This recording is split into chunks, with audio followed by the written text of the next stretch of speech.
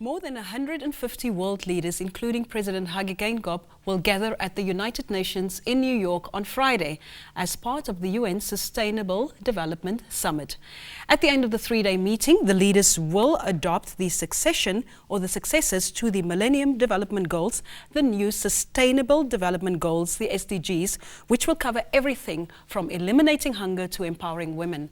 Good evening and welcome to Talk of the Nation. I'm your host, Hilda Basson, Namundjebo, and joined by Nanda Shipaho as our sign language interpreter. Tonight, here on Talk of the Nation, we focus the spotlight on the Sustainable Development Goals coming into effect, but also we will highlight the success of the Millennium Development Goals. For this discussion, I am joined by Ms. Kiki Beho, the resident coordinator of the United Nations activities in Namibia. Good evening, ma'am, and welcome to Talk of the Nation. Pleased to be here. Secondly, I'd like to introduce to you Advocate Beans Governess, our social commentator, but also specifically here this evening as the special advisor to the Minister of Health in Namibia and also a former Commissioner of Social Affairs at the African Union. Good evening, Advocate, and welcome to Talk of the Nation. Good evening, Hilda. It's good to be back. Very good. You're always a welcome guest on this program. Finally, we have Mr. Sandy Sharonda, who's representing the Namibian Non-Governmental Forum tonight. He is the chairman of the Nangov Trust. Good evening, sir. Welcome to Talk of the Nation. Good evening. It's good to be here. Very good. I'd like to start by asking you to reflect back just very quickly and tell us your personal take on the ending of the MDGs and what you thought about what it achieved. I think that something remarkable happened in 2000. 189 countries came together and they agreed that they needed to have poverty, that they needed to improve the welfare of almost 2 billion people who were considered poor. And they came up with 8 goals that were specific, that were measurable. And fast forward to today, 2015, we find that half of that number are no longer poor. We find that every day 17,000 children run around just because of interventions that reduced under 5 mortality. We find that 3.3 million lives have been saved because of malaria interventions. We find that millions of kids are going to school, half of them girls, all because of these Millennium Development Goals. Is the job over? No. And that's why we're looking for the SDGs. Absolutely. Very clear. Advocate Governess? When I reflect back, I remember coming to the AU in 2003, which was basically 3 years after the adoption of the MDGs. And throughout the work at the AU, we were definitely informed by the MDGs. That was part of the policy frameworks that we have developed, you know, the instruments that we have adopted at the AU. But more than anything else, I think what has happened is that the MDGs made it possible for the world to start focusing on the forgotten issues, of putting people at the center of our development discourse.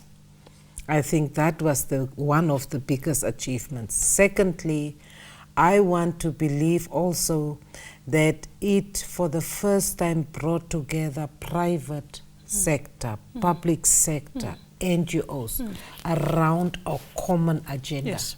And that is the agenda that has really informed the world over. I think that's what I would say, what the MDGs were for me. Mr. Sharonda?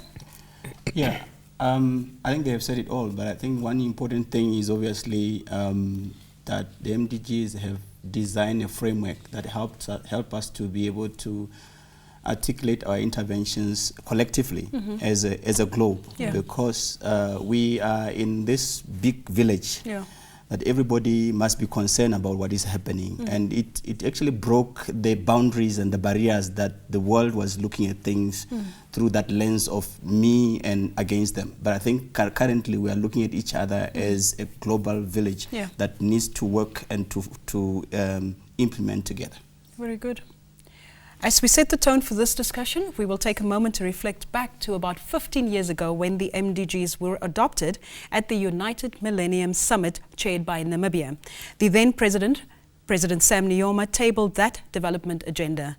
It was an all-Namibian effort, as former head of the IPU and the president of the GA at the time, Dr. Thuben Gurirab, recalls the work that went into this. Let's have a look at the short insert produced by Elmarie Kapunda. Former Speaker of the National Assembly, Thuben Gurirab, presided over the adoption of the UN Millennium Declaration in 2000, which was the basis for setting the Global Millennium Development Goals, MDGs, in his capacity as the then President of the UN General Assembly.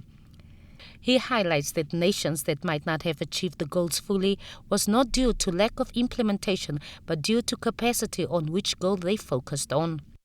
I don't think that there were hindrances. It was more the question of capacity of each of the countries. In the case of Namibia, among the 8 development goals,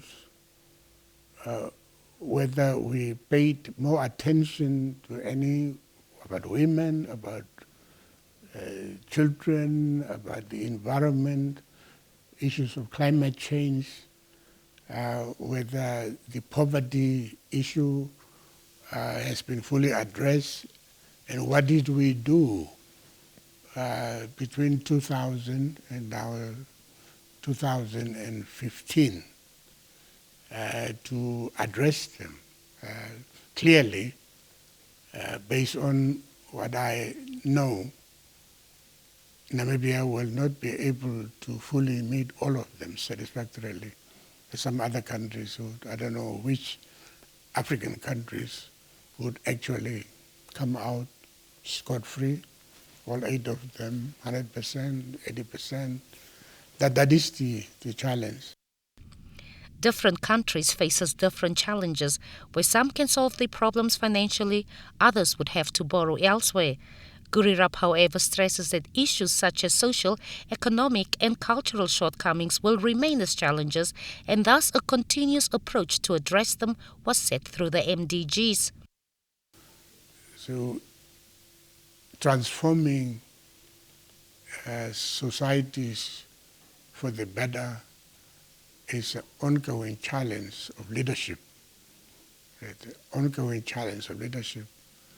And the determination of leaders to set goals and meet them, not to be diverted by personal priorities or preferences of political parties or whatever. At the end of the day, the decision makers are that the budget for 19 so-and-so or 2000 so-and-so will be spent on infrastructure, on education, on empowerment of women, child welfare. Those things are talked about in development plans. But do they translate into evidence that we can all see and agree that the government of the day has done its level best? The leaders have been united and focused. And indeed, we are proud to report to the world that we have fulfilled what we promised our citizens. We will not know that until we see all the report cards. Gurirab added that the new SDGs are aimed at looking at the totality of challenges and bringing them up to par with solutions or strategies to address them with the challenges the world has come to experience. Transforming the world, a very, very big goal. Dr. Gurirab spoke about whether we will see the translation in terms of the development goals, where we have real evidence to see that the world has really been transformed. And at the end of the day, did the world really fulfill what we promised? Are we going to see those report cards? We're now going to take a look at the Namibian and the Sub-Saharan report card by speaking to you. And I would like to ask you specifically, ma'am, if you could quickly talk to us about the Sub-Saharan performance in regards to the MDGs. How did we fare? If we look at Sub-Saharan Africa and we compare it to, let's say, East Asia or the Pacific, we didn't do as well. But I think that you have to contextualize that. At the time the MDGs were adopted, 34 of the African countries were LDCs, least developed countries. And when you look at the starting base, it becomes difficult to compare them to other countries. But in absolute terms, if you look at numbers, I believe that 8 out of the 10 best performing countries in terms of accelerating progress towards the MDGs did come from the African continent. When you look at all the main indicators, was there change? Yes, there was change. And where I started this conversation that yes, there is more to do is where I would leave it. So the score, I'm an optimist. Yes, I hear you. So I see this glass as half full, and it's like running a race. Because you run a race the first time and you come in 4th or 5th, you don't say, look, let me go back to my trainer, let me train, let me look at the nutrition so I can win next time. So I think that under the circumstances, Africa did okay. Advocate? I will agree with that. I mean, as I said in my opening statement, the MDGs made things that were always invisible visible. It brought out the women and the children and the poor. It gave them a face. And I always remembered, even the Secretary General of the UN used to say, MDGs is not about numbers. It's about people's lives. It's about the well-being of people. Now, I would say yes. 15 years later, I can look back and say, we have come a long way. Obviously, we are talking about a continent of 54 member states. And a continent that has got uneven development. A continent that in one country, you might have achieved the reduction of maternal mortality. In another country, you might have achieved the elimination of malaria, the prevention of mother-to-child transmission. I mean, I am just like overwhelmed when I look at the time that we had people that are living positively with HIV were isolated. They were stigmatized. Today, we have put so many people on ARVs. So you see the transformation, that's what you're talking about? Including Namibia, yes. I definitely see it. I'm still very unhappy about the levels of poverty. Yes, it is being reduced, but we want a situation where we don't talk about poverty. That's why our president says we are not reducing poverty. We're eliminating eradication. We are eliminating with eventual eradication of poverty. We will talk a little bit about that when we come to the SDGs, because the very first one is no poverty, very strong goal in my opinion. But I'd like to come to you, Mr. Sharonda.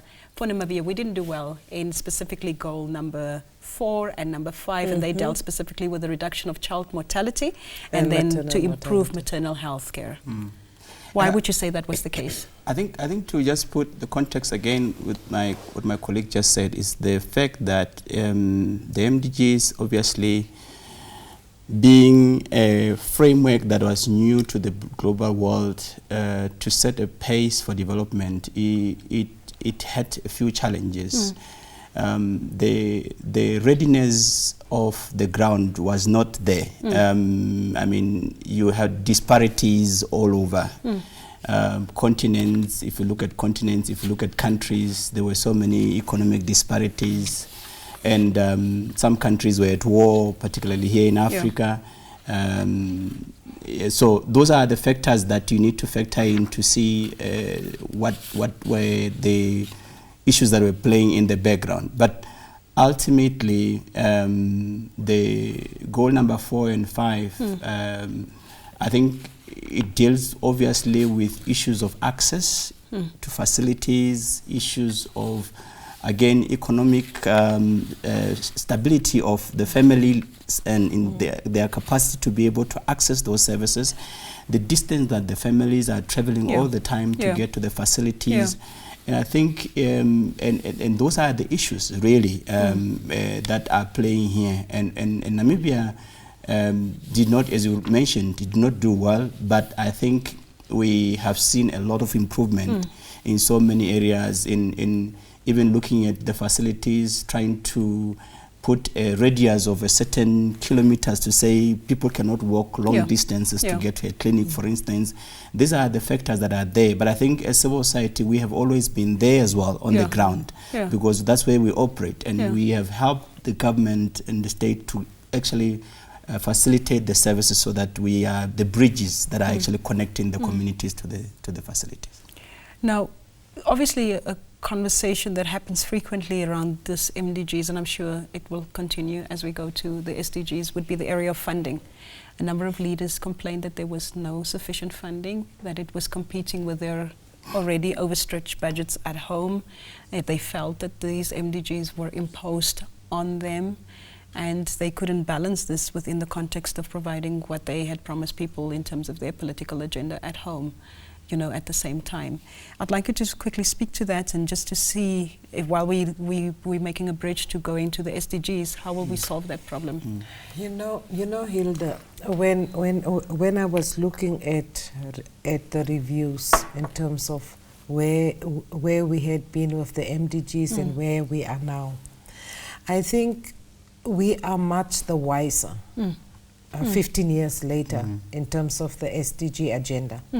But the MDGs, one of the criticisms of the MDG was it was not a very consultative process. It did not take everyone along to basically claim ownership over both the process and the outcome of the process. I think that is a lesson, a lesson that was learned. And so I can look at the SDGs and say it has been a very consultative process. You had various working groups, for example. Various working groups, everybody was part of the process. And so I am very confident next week or this week, Friday, that more countries will buy into it. The second issue is that I think whatever we do, we should never believe that at the global level we are starting a process just out of nowhere. I think all the countries by that time had their national development plans, their Vision 2030s. They have, you know, they had all that. And I think it is a process that must recognize that nationally there are already processes. So how do you elevate those processes and make them part of the global agenda rather than always the other way around? The third issue I want to point out is, yes, budgets, finances, etc. But the problem I had with the MDGs was that it was reduced to goal 8 about partnerships and overseas development aid, and I was saying I hope that the SDGs are not going to take us into that direction, that we are absolutely prepared and committed to say we don't want women to die when they are giving life. We don't want our children to be malnourished. It must be a commitment and a passion that we have. And money will come once you have that. Money will come, and it should not be money just from overseas, but it should be national budgets that allocate. I mean, health gets, at least in my own country, health gets a bigger share of the budget. I think we should just be see more how do we really use what is the outputs that we get from that education. You know, I think the social sectors in Namibia are not that worse off, but I don't want the lives of Namibians to be dependent only on foreign aid. And I think that was the difference with the SDGs, is that it's not just looking for money coming from a donor to a recipient. So a recipient needs to action what a donor has told them. I think that countries are grateful for the money that did come. $130 billion did flow. $113 billion worth of, or not worth, $113 billion punto of debt was cancelled. So that is significant, but it wasn't the 0.7 that developed countries promised to give to the developing countries. But I think that 15 years later, I agree with Advocate the playing field has changed. Africa, for example, is in a position to finance some of these initiatives going forward.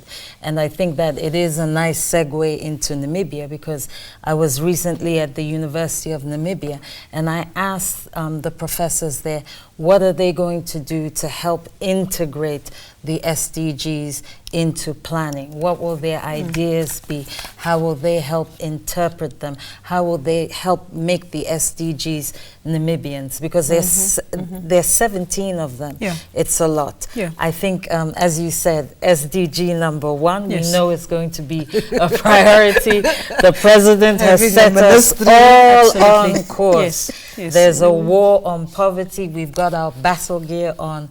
We're headed for it. But which other SDGs should we put at the top? How will they be interpreted? And what difference will it make for the ordinary Namibian? Now, for the person who's watching this program, they could be asking themselves this question. Good, we came to the end of the 15-year period. A number of key goals we did not achieve. Why didn't we just continue with those goals that we did not achieve? Why did we have to add on, and why did we have to sign 17 new goals? Why the reason for this change? I think that Advocate touched on that, the fact that there was a feeling that the goals were not inclusive enough. Inequality. But could you just not consult and just endorse and adopt the same goals, because now it's really quite wide?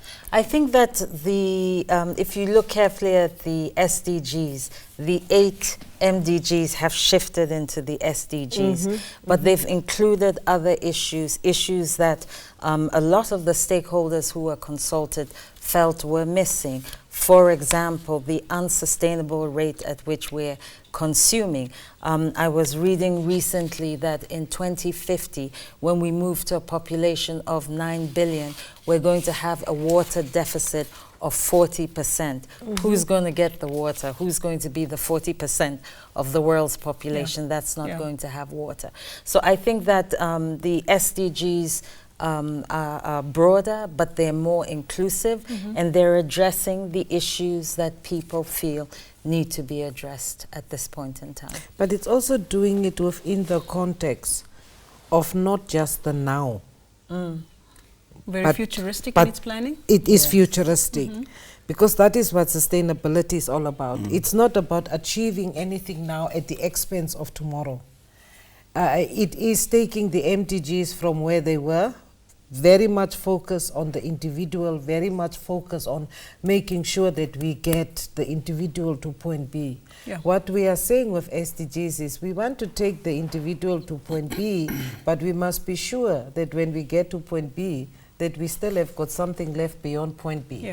I think that is the whole, sustainability agenda. So for me, the SDG speaks to issues of, yes, human development, but human development must take place within a sustainable environment. I hear you. In the longer term. Very good.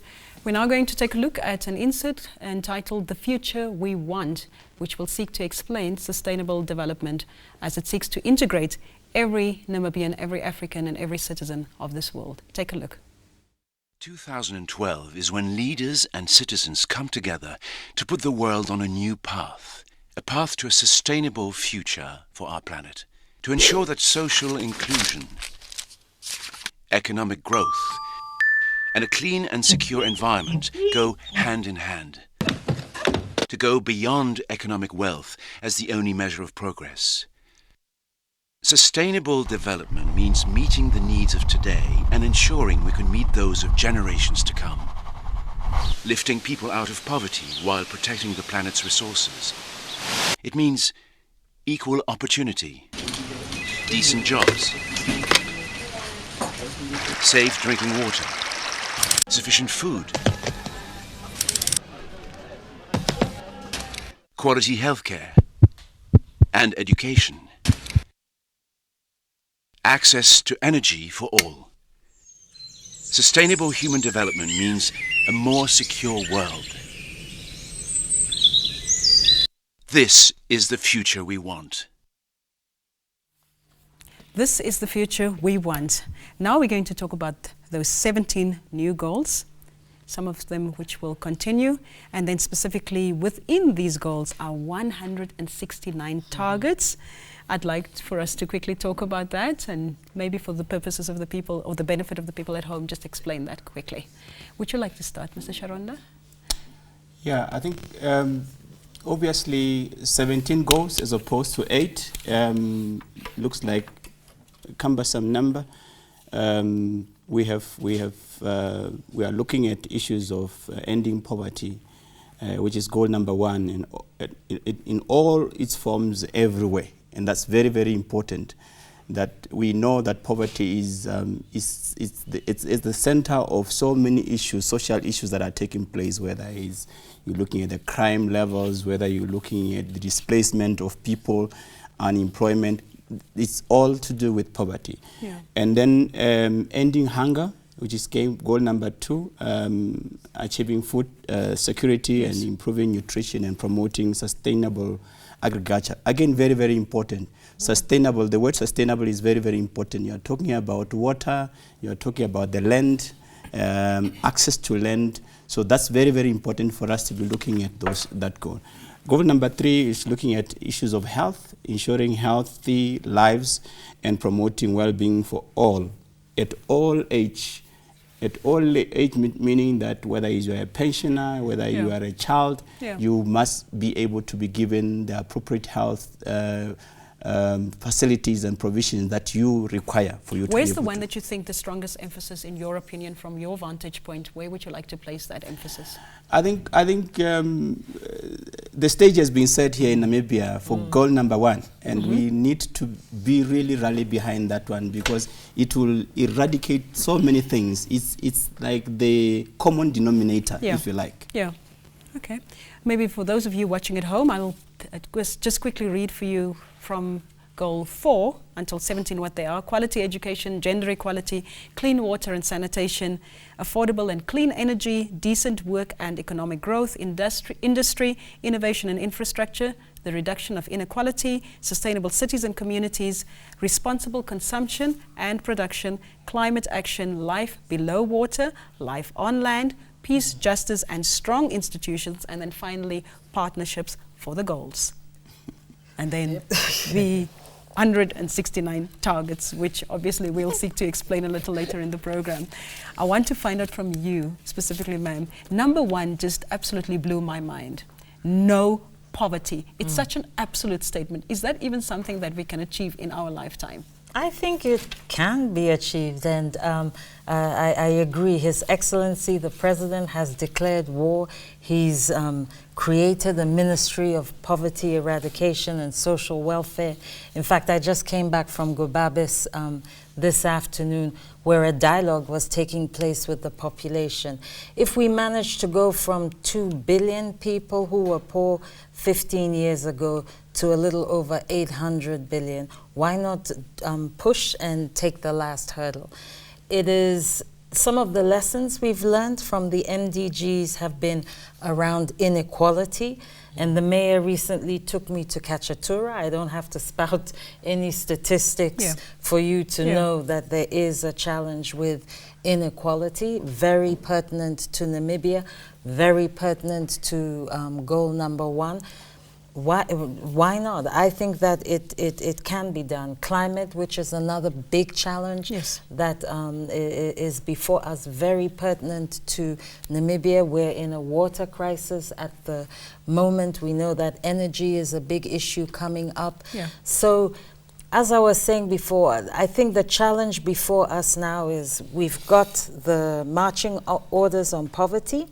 We have a ministry that can help coordinate us. How do we make these 17 SDGs relevant to Namibia? Maybe we don't need all 17 of them at the start point, but which ones do we need? And as my colleague said, how do we rally around them and make sure we make poverty a thing of the past?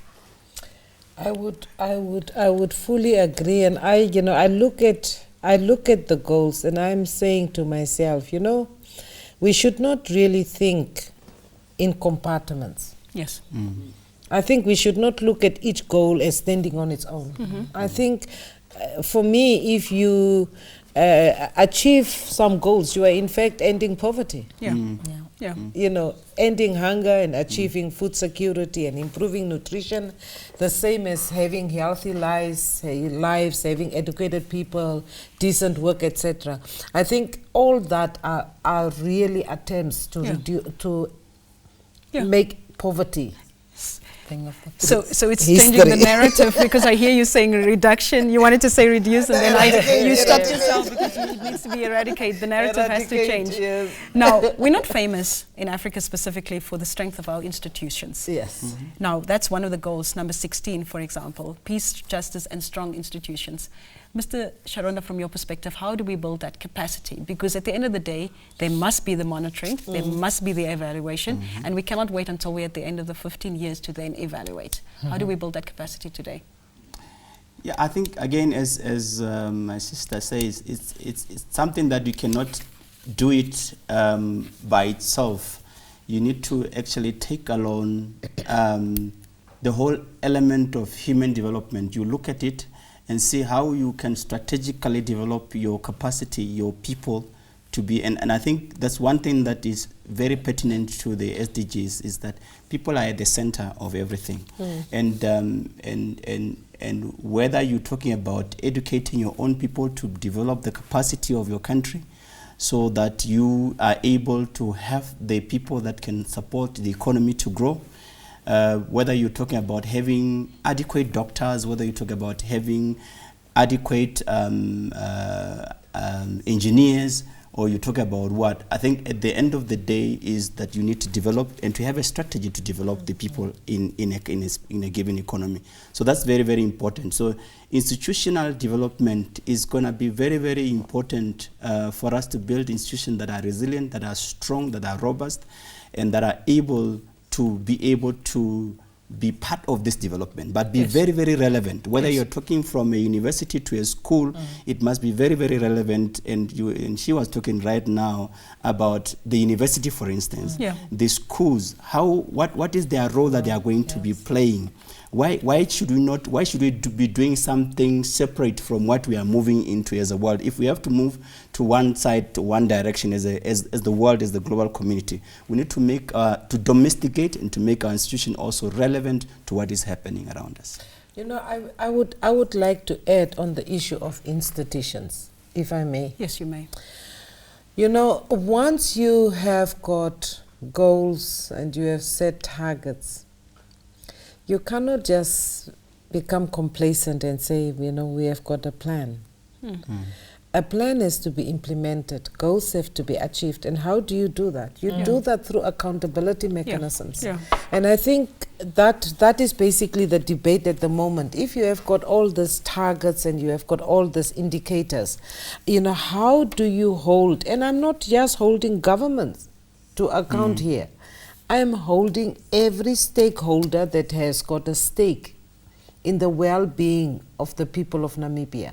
That is civil society. It's you know, it's your academic institutions. It's your government, the media. Everybody has to be held accountable. Because when we talk accountability, we always look at government. But the SDGs are saying it's not just governments now.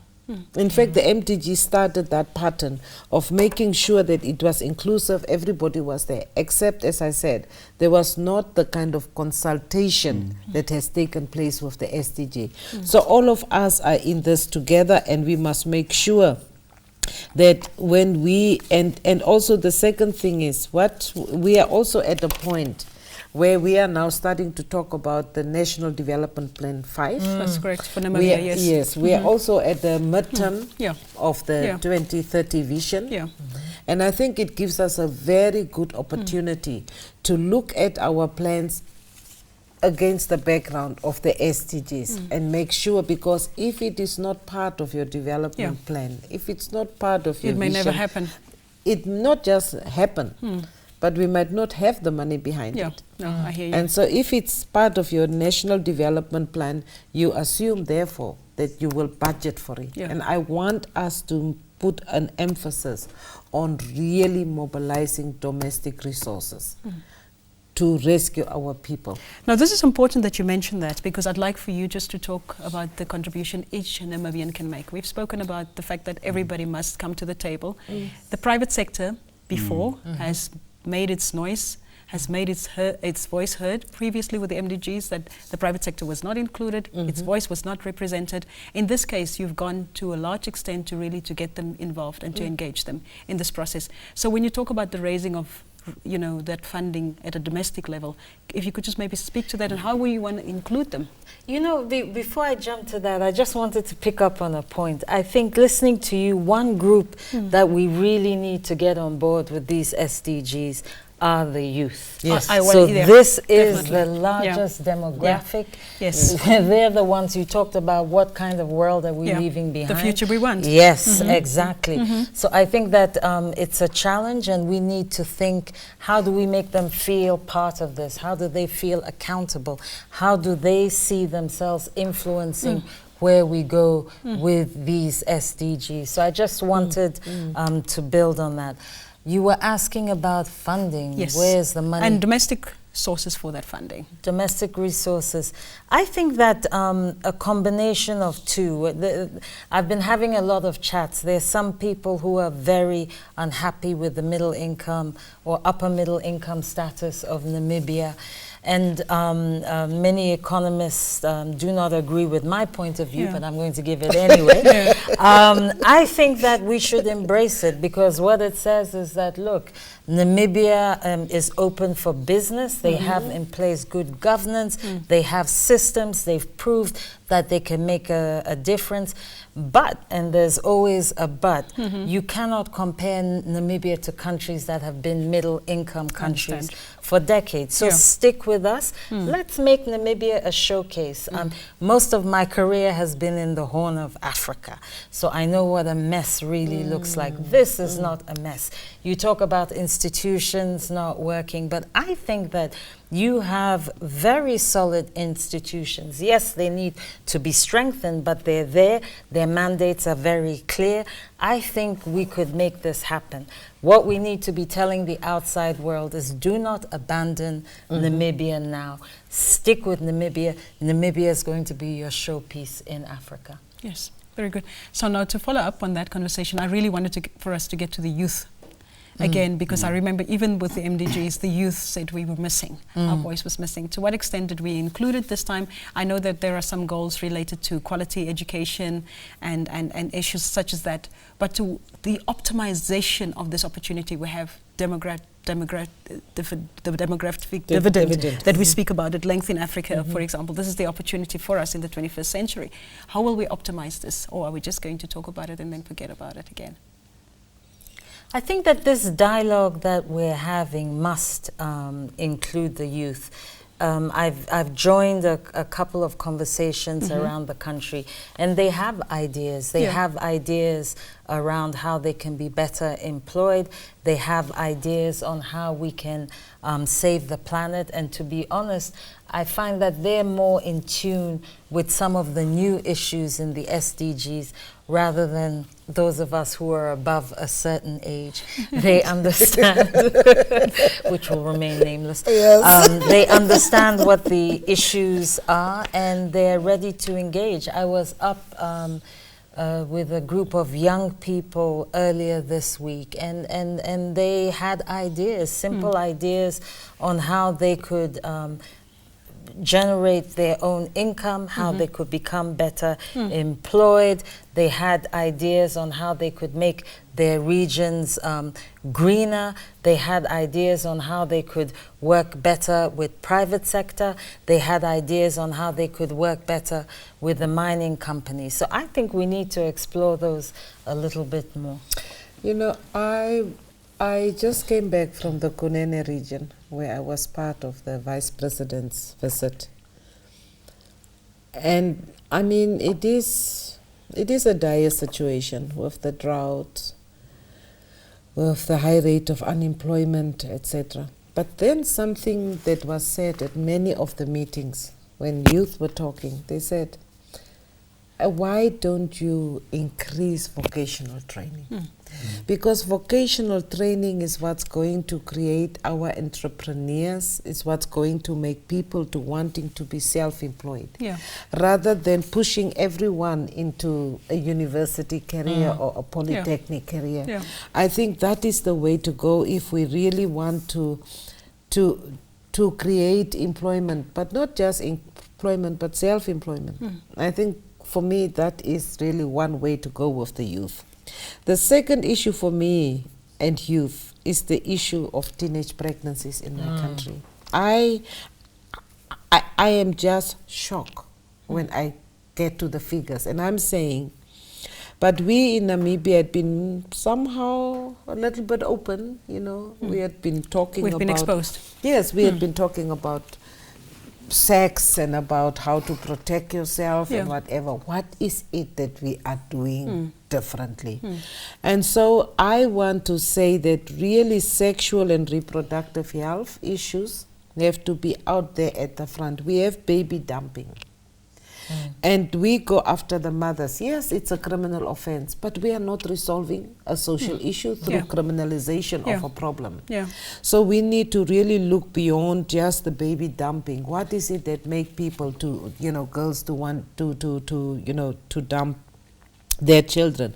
So I am also concerned about teenage pregnancies, and I want really the youth to also engage on this issue. They know best. They must come up with suggestions as to how we can reduce teenage pregnancies and really make young girls follow their, you know, what you want to achieve. Yes, what reach you for want. Your dreams. Yes, exactly, your dreams. So yes, youth, and I think I can see them everywhere here amongst the 17 goals. It's for them to sit down. In fact, I will advise them. What they should do after Friday, when these goals are adopted, they must sit down, go goal by goal, and say exactly how as youth, what is their plan of action as youth, as far as those 17 goals are concerned, and see themselves in it. Mr. Sharonda, the civil society, what will you do specifically after the signing of these goals? Yes, on Friday, how will the civil society rise to the occasion? Before I talk about what will you do, I think the most important thing is also again to come back to the issue around the youth. Most of, particularly the African countries or nations, are youthful. You've got about 60% of those population being young people. And where are they found today? That's where you need to locate them. We need to locate them and be able to tap into their potential, because they have potential to actually turn into entrepreneurs. They have got potential to innovate. They are in a world that we are not living in, the world of technology that is advanced. So they can do so many things, and they can also communicate better with the rest of the world, as opposed to some of us that are still really having problems with communicating through certain devices. But it's very, very important that we also look at the challenges that are confronting the young people today. If you look at them, they don't have a strong economic background. They don't have support. They cannot access loans in a bank, for instance, because they don't have, and they can't start anything. So you talk again about the inclusion of the private sector to this, that they come to the table. So we need to look at them as a resource that can be used, and that we can actually help to help our economies to grow faster. So that's very, very important, that if we bring them in, they will be able, and I think in our discussions at some point when we're formulating this SDGs, there was a strong emphasis on them. Actually, they were very strong to say there must be a goal that actually addresses their issues. But when we looked at them, we said, okay, they are everywhere, and that's why Base is saying they are everywhere. They are cross-cutting. They cannot be separated. You can't tear them. You can't put them there. They should be part of every single goal. They must become visible. But it will depend on all of us to now start to accommodate their voice, to start to not just look at young people as a nuisance or something, but to see them as a resource that can actually help us to grow our economies very faster. The issues of education is very, very important, and how do we develop their capacity. It's very, very important that we increase on looking at vocational training colleges for them, so that we can actually put them in those institutions that can help them to become, to build the skills that they want to be able to build, so that they participate. Because whether you are talking about a land surveyor, whether you're talking about an engineer, all these people are very, very important. All these careers and professions are very, very important in a growing economy. You need to speak to the issue of civil society, though. I'd like civil to hear society your response in that regard. Definitely is. We are there. We have institutions such as the National Youth Council, National Youth Service. All these institutions are there to try to tap into the young people and give them the resources that they need. They have got funding available for the young people to start new small projects. The challenge is obviously that these projects will start now, and sometimes the young people, because of displacement, most of them as volunteers, they'll find themselves, they can start something now, and then they want to migrate to something if they see a better opportunity opening. But you need to be able to build them into people that can stay at one place and focus. So that they don't actually wander around. So you talk again about sustainability. And maybe to add one more thing that I think we need to do. When I was talking to the young people in Omalala, I think you pronounce it, I realized that we need to inspire them as well. They need to feel inspired, yes. So along with the vocational training for those who don't finish the formal education, understanding the market and understanding the skills that they will need to allow them to become employed, giving them the skills to employ themselves. We need to build that belief in themselves that they can be and they can do anything if they only put their minds to it. Can I just add, since we are talking about the youth, and will you talk about the women also, please? I will eventually, but I will. When some of us were youth, obviously at that time, the tie that bind all of us was the liberation of Namibia. And we do it with complete dedication and passion, and everything was going in that direction.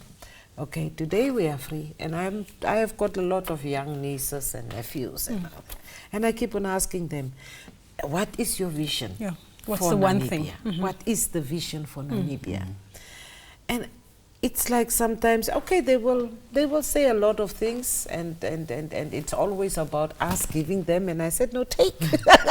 Don't wait until you are being given. And I'm not saying violently, but don't wait, because outside that is of the law. Yes, no, you operate within the law, but you don't sit and wait for me as an adult that had done it all, have seen it all, doing it. So this, for me, the Vision 2030, this goals should be the inspiration for our young people. That's why I'm saying that how many of them know what is happening? This is history in the making again for us. 2000, it was history in the making. Now, again, in 2015, it's history in the making. Will youth of Namibia become part of this process? In a sense, masters of their own destiny. That's what you're saying. Absolutely. Absolutely. And I will be there. To assist. Very good. The offer is made. She will be there to assist. Now, key to this conversation, obviously, not only when you talk about the youth numbers, are they obviously bigger in number than anybody else, but also females. So we must talk about the gender equality agenda and what will really happen for women and what specifically catered to happen for women under the SDGs. I think the good news in Namibia is that the leadership here has set the example. Your top 4 is 50-50. I'm not sure there are many countries that can rival that. Also, Namibia, when you look at the, I think it's number 5 on the African continent in terms of women in parliament. So I think you've set the good example. 99% of your children here have access to school, both girls and boys. but there are issues. There's always a but. Earlier on, one of my colleagues on the panel talked about maternal mortality, and the numbers are not getting better. They're remaining stubbornly high, even though 85% of women have access to skilled birth attendant. Maybe there are issues around quality that we need to look into. So there are still challenges. There's always a but. And the question is, how do we tackle it? Yeah. Yeah, Hilda, you wanted me to say something. I would love for you to say something about women. I think it's absolute exciting times for me. 2015 will go down in my history as a women activist, as a woman that has fought all my life to make sure that women take their rightful place within Namibian society. And I think we are there almost. We are almost there. But I guess the biggest test for me in terms of women progress within a country, it's maybe because I'm biased, but it will be the health status. Yeah. And if I looked at the maternal mortality rate in Namibia, it's really disappointing. And I'm asking myself, what is it that we are doing wrong? Because we have really been successful in getting women to use the antenatal services. Many more women are giving birth now, at health facilities. Yeah. But still we have got this problem, and I think a lot has got to do. And when I was propagating this as a Commissioner for Social Affairs, I used to say a lot of the things has got nothing to do with money. It has got nothing to do with clinical or technological interventions. It has got to do with the mindset. And the mindset is, what value do we give to a woman's life? And to a child's life. If we can get that right within our society, I think we will get it right. When we were talking about HIV infections, for example, and we were saying, well, women are the ones most vulnerable to that. At least now, today, we are changing that trend so that the access to ARVs are definitely there. But for me, it is, at the end of the day, we live in a patriarchal society. We live in a male-dominated world. We live in a world where culture downplays the role of women. And it does not matter that you are in parliament. It does not matter that you're in cabinet. It's what happens on the grassroots. It's what happens at the level of the ordinary women out there that makes we are close to coming out of time. I apologize. So I'd like you to round up your thinking. Something that I'd like you specifically to speak to would be about COP21 in Paris this year, and that basically people have said that unless there's a very ambitious climate change deal on the table, none of these SDGs, or not many of these SDGs, will be met. In a few seconds, your perspective, please. I think the last that I heard was that the two countries that we expected to find common ground were moving in that direction. So my colleagues certainly feel that we will have something positive coming out of COP21. So very good. Optimistic. Optimistic, you always are. Optimistic, always, yes. Advocate Governors, in 30 seconds, the political security issues on the continent specifically, because that also has an impact on development goals. Quickly, you only have 30 seconds and you must conclude, please. Burkina Faso. It is sad when I think a couple of years ago I was proudly African and proudly saying that we have moved away from coups, we have moved away from conflict. Now Africa can focus on human development issues. When things like that happen, it makes me sad because there's just but no way that you can push this agenda when you have got no peace in a country. So peace. Unfortunately, I have to leave it at that. I cannot give you the opportunity of a final word, Mr. Sharonda. I'd like to thank you for watching. Thank you to the panel for sharing your thoughts with us. We'll be back with you same place, same time next week. Good night.